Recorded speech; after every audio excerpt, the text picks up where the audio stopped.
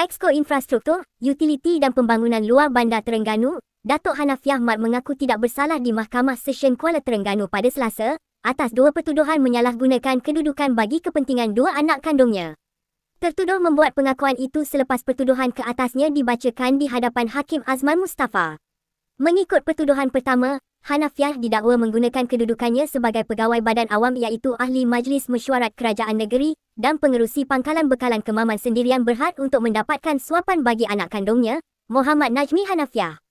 Perbuatan itu didakwa dilakukan pada 15 Ogos 2018 di Pejabat Epik Berhad, tingkat 2, Bangunan Ernest, Pangkalan Bekalan Kemaman, Teluk Kalong.